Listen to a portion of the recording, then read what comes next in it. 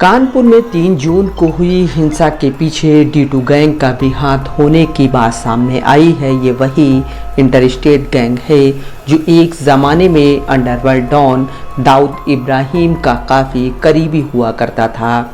बताया जा रहा है कि D2 गैंग ने चंद्रेश्वर हाता खाली कराने का जिम्मा लिया था। इसके चलते वह हिंसा में शामिल हुआ और हाते के सामने ताबड़तोड़ बमबाजी पथराव को अंजाम दिया। इलाके के और भी कई हाथों को खाली कराने में भी गैंग की अहम भूमिका रही है। पुलिस की जांच में यह जानकारी सामने आई है। गैंग के सदस्य अफजाल 20 मई को जेल से छूटे थे। इलाके में उनका मूवमेंट भी हुआ था, लेकिन हिंसा के बाद से वह लापता हैं। दैनिक भास्कर के मुताबिक अफजाल ने हिंसा के मुख्य आरोपी हयात जफर हाशमी को फंडिंग करने वाले बिल्डरों से ही चंद्रेश्वर हाता खाली कराने का ठेका लिया था।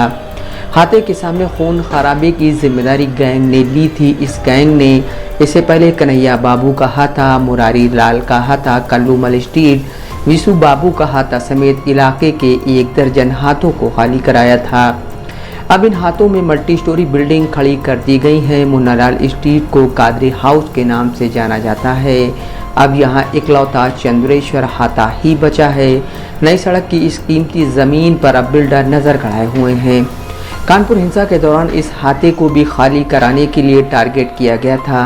अफजाल की तलाश में पुलिस की कई टीमों को लगाया गया है। 1997 में D2 को पुलिस ने रजिस्टर्ड किया था। इसके हेड अनवरगंज के कुली बाजार के रहने वाले अतीक अहमद हैं, जो मौजूदा वक्त में आगरा जेल में बंद हैं। अतीक ने अपने 5 भाइयों सफ़ीक, अफजाल उर्फ राजू, इकबाल उर्फ बाले, तौफीक और रफ़ीक के साथ मिलकर इस गैंग को खड़ा किया था। गैंग कॉन्ट्रैक्ट किलिंग करता था। धीरे धीरे जब इसके मेंबर बढ़े तो गैंग का दबदबा भी बढ़ गया। कानपुर से लेकर मुंबई तक इस गैंग का सिक्का चलने लगा।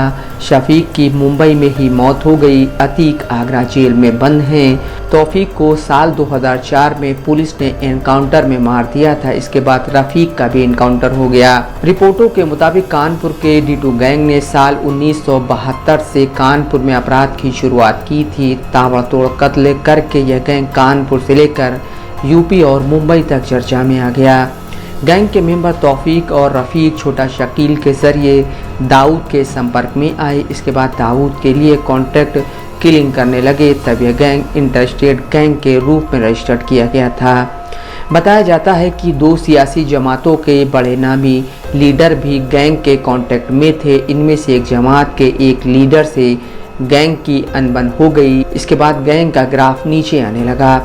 पुलिस रिकॉर्ड में गैंग के सदस्यों की तादाद 19 दर्ज है। हालांकि मौजूदा वक्त में एक्टिव मेंबरों की तादाद 50 से ज़्यादा बताई जा रही है।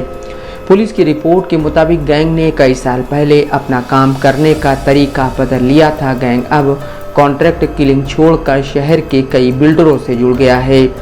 विवादित ज़मीनों को खाली कराना, ज़मीनों पर कब्जा करने समेत अन्य काम करने लगा है। गैंग का कनेक्शन कई नेताओं से भी निकला है। कानपुर के D2 गैंग के अफजाल CAA हिंसा में शामिल हुए थे। पुलिस ने उन्हें जयपुर से गिरफ्तार करके जेल भेजा था। जांच में सामने आया था कि अफजाल नाम बदलकर जावेद के नाम से रह रहे थे। जयपुर में ही एक घर से ही होजरी का काम कर रहे थे और वहीं से नेटवर्क को ऑपरेट कर रहे थे। नफीस अहमद, दस्तक लाइव न्यूज़, कानपुर।